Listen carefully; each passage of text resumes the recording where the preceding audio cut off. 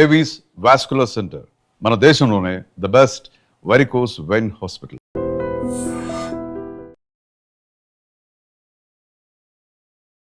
Welcome to iDream media. So జనరల్గా inhalers, asthma ఇలాంటి issues ఉన్న వాళ్ళకి ఇన్హేలర్స్ అనేవి ప్రిస్క్రైబ్ చేస్తూ ఉంటారు. అయితే ఇన్హేలర్స్ని ఎలా వాడాలి అసలు? నిజంగానే ఇన్హేలర్ ఒకసారి తీసుకోకపోతే వాళ్ళకి ఊపిరాడని పరిస్థితి అనేది ఉంటుందా? పూర్తి వివరాలు తెలుసుకుందాం. మనతో పాటు ప్రముఖ పల్మనాలజిస్ట్ డాక్టర్ కేశవన్ గారు ఉన్నారు, అపోలో హాస్పిటల్స్, హైదరాబాద్. డాక్టర్ గారు నమస్తే అండి. నమస్తే మేడం. ఈ ఇన్హేలర్స్ అసలు ఎవరికి మీరు ఇస్తారు?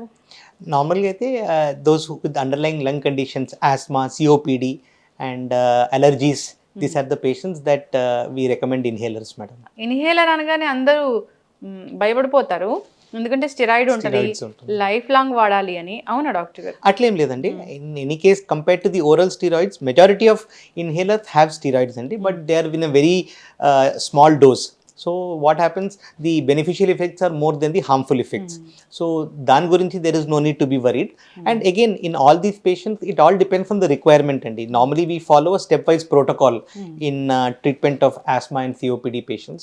So initially, as for the first thing in the evaluation is to do the PFT. So PFT, based on the severity, based on how much problem patient is facing, we'll start off on medication. So initially it's a step ladder approach. So what happens is, first we start on oral medicines. If patient is comfortable and happy, then there is escalation avasram ledandi. But in those patients who are not fully comfortable, then we go for the next step, that is the inhalers. Inhalers అన్నిట్లో మందులు డిఫరెంట్గా ఉంటాయి, depends on their condition And severity. Okay. So doctor గారు, ఇది ఎలా వాడాలి అసలు? These are some of the common the methodology of various types of inhalers that we use. So these are ఈ రెండు ప్రొడక్ట్స్ ఎండిఐ అంటాము, మీటర్ డోస్ ఇన్హేలర్స్ అంటాము. So this is the old model and this is the new model. So in this ఏం చేయాలి, ఇది cap తీసేసిన తర్వాత first మనం ఎగ్జేల్ చేయాలి. దాని తర్వాత we have to keep it in the mouth, press it and take a deep breath. So once you press and take, the medicine will be released. And ఇక్కడ డోసేజ్ కూడా ఉంది, dummy model. So అది మనం చూడొచ్చు. So ఇది new technology. So దీంట్లో అయితే just ఇది క్యాప్ తీసి there is no need to press, ఇది జస్ట్ డీప్ బ్రెత్ తీసుకుంటే ఇది ఆటోమేటిక్లీ యాక్టివేట్ అవుతుంది. ఇట్లా ప్రెస్ చేయాల్సిన అదే ఇది సింక్రో బ్రీత్ అంటాము. So in elderly people, those who are having other issues, this is recommended అండి. ఆల్రెడీ అది ఫిల్ చేసి ఉంటుందా మందులతోని? ఎస్ దీంట్లో the indicator is also there. So we can see when the medicine is over, we can purchase new one. Okay, yes. అయితే doctor గారు, ఎప్పుడైనా ఇది మర్చిపోయారు, ఆ టైంకి ఇప్పుడు టైం టు టైం అలా తీసుకోవాలి, అట్లా ఉంటుంది కదా, ఎప్పుడైనా మర్చిపోయారు, ఇన్హేలర్ ఎక్కడైనా మిస్ అయింది అన్నప్పుడు వాళ్ళకి నిజంగానే బ్రెత్లెస్నెస్ వస్తుందా? అట్లా those who are requiring regularly madam, that అది depends on the severity. But one dose here and there, if they miss, there is no problem. Okay, కానీ ఎప్పుడు క్యారీ చేస్తూనే ఉంటారు for safety purpose. Okay. So ఈ dosage ఇది change చేసుకోవడము, follow ups అనేవి ఎట్లా ఉండాలి? సో నార్మలీ అది everything depends on two things. First of all the symptoms, what severity of problem patient is facing, and second based on the spirometry report, PFT report. So based on that, once patient is on treatment, I normally call them every once in 2 to 3 months for follow-up, and based on their condition, we can modify the treatment. ఇలాంటివి ఒకళ్ళు use చేసి ఇంకొకళ్ళు use చేయకూడదు. అది that is not advisable అండి. It is meant for చాలా మంది కూడా నాకు ఆయాసం ఉంది, మా ఇంట్లో వాళ్ళకి కూడా ఆయాసం ఉంది అని చాలా మంది కూడా షేర్ చేసుకుంటారు. దట్ ఈస్ నాట్ అడ్వైజబుల్ అండి. అట్లా పనిచేయదు కదా doctor? It is not work, because this is meant for one particular patient with a particular condition. So if somebody family member uses, it may not give the benefit. ఇది రిలీఫా, సిమ్టమాటిక్కా, లేకపోతే పర్మనెంటా? ఇది relief అండి, symptomatic relief. Unfortunately COPD, ఆస్మాకి permanent cure లేదు. Just like sugar, BP, thyroid, ఒకసారి అది diagnosis ఉంటే అది అన్ఫార్చునేట్లీ దానికి క్యూర్ లేదు, బట్ 100% కంట్రోల్ చేయొచ్చు. ఆస్తమా లక్షణాలు అసలు ఎలా ఉంటాయి డాక్టర్ గారు?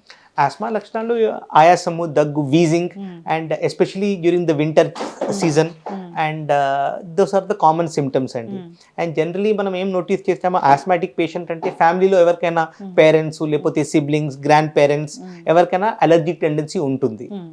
ఓకే, అట్లాంటప్పుడు వీళ్ళకి ఇలా రాస్తారు. ఇప్పుడు ఆస్తమా ఉన్నప్పుడు అసలు బ్రోంకైటిస్, బ్రోంకలైటిస్ అది ఎలా అవుతాయి అసలు? basically what happens, madam, ఇప్పుడు asthma is basically, if you ask in simple terms, lung allergy is called asthma, severe allergy. So what happens, more than the normal people, asthma patients లో lungs what happens, ఇట్లా ఏమైనా trigger వస్తే అది దాంట్లో reaction ఉంటుంది. So దానివల్ల chest tightness, wheezing అదన్నీ రావచ్చు. సో ఈ నెబులైజర్స్ లేకపోతే ఇన్హేలర్స్ తోటి we are trying to address that lung congestion and then patient will feel comfortable. Nebulizer కూడా మంచిదేనా డాక్టర్? నెబులైజర్ సివియర్ ప్రాబ్లం ఉంటే నెబులైజర్ బెటర్ అండి. ఇప్పుడు somebody has an asthmatic attack, ఆ సిచ్యువేషన్ లో nebulizer is the best form of treatment. Ultimately ఇప్పుడు nebulizer, inhaler, medicines అయితే it is the same అండి. But nebulizer because it is vapour form, the medicine will go deep into the lungs compared to the inhaler. Nebulizer అనేది అది కూడా safe మెథడే. Safe మెథడే, same మందు, కాకపోతే nebulizer లాగా ఇస్తాము. In acute condition, emergency purpose nebulizer prefer చేస్తాము. చిన్న పిల్లలు కూడా నెబులైజర్స్ ఇస్తారు కదా, మంచివేనా డాక్టర్ గారు?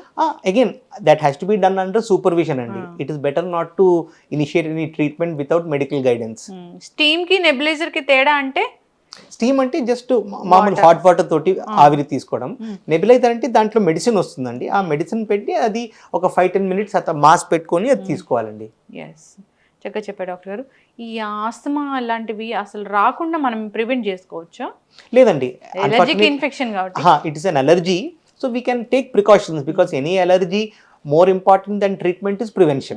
So if we are able to identify what are the issues, mostly people will face difficulty during the climate change, winter and rainy season. Summer lo andar happy ga untarandi. So adi climate season when we are, some people may not get be comfortable with AC.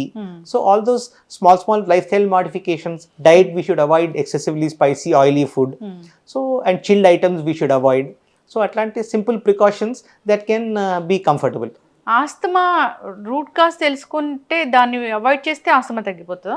Automatically any allergy ఇప్పుడు మనకి what is the trigger, individual కేస్కి అది triggering factor వేరే ఉంటుందండి. So for a particular patient what is the triggering factor, for what reason they are finding difficulty, if they are able to identify, that is actually more important than treatment prevention. చక్కటి information doctor గారు. ఇవి వాడేటప్పుడు doctor prescription ఉంటేనే వాడాలి. చాలామంది OTC కూడా వాడుతూ ఉంటారు, దానివల్ల ఈ ఇష్యూస్ అనేవి వస్తూ ఉంటాయి. అంతేకాకుండా ఇది డోసేజ్ అనేది కూడా డాక్టర్ ఎప్పుడు చెప్తే అప్పుడు ఫాలోఅప్కి వెళ్ళి దాన్ని కరెక్ట్ చేసుకోవాల్సింది, డోసేజ్ని సెట్ చేసుకోవాల్సింది. సో నెబులైజర్ కన్నా ఇది ఇన్హేలర్స్ అనేవి modern. But nebulizer is important in the emergency purpose. When difficulty is more. Nebulizer is efficacious. Otherwise patient happy and comfortable ante inhaler వాడొచ్చండి. ఇప్పుడు అలా ప్రెస్ చేయాల్సిన పని లేకుండా మోడర్న్, అదే ఇది సింకో బ్రీత్ అంటాము. సో దీంట్లో ప్రెసింగ్ అట్లా ఫెసిలిటీ లేదు, సింక్రో బ్రీత్ అంటే డీప్ గా జస్ట్ డీప్ బ్రెత్ అయితే ఇది ఇట్లా automatically sense the breath and it will release the medicine andi. So elderly people, they don't have to press and face difficulty, so just keep it in the mouth and take deep breath, that automatically it will be activated andi. Yes. ఈ స్టెరాయిడ్లు ఏం చేయవా doctor గారు? Steroid compare to oral steroids ఈ dosage అది strength చాలా తక్కువ అండి. So almost side effects are negligible compare to the oral tablets what we take, Betnesol that is very famous. So compare to the oral medicines this steroids దీంట్లో కూడా ఉన్నాయి, but very low dose and benefits are far more than the side effects. చక్కటి information doctor గారు, follow అవ్వాలని కోరుకున్నాను. ధన్యవాదాలు. నమస్తే.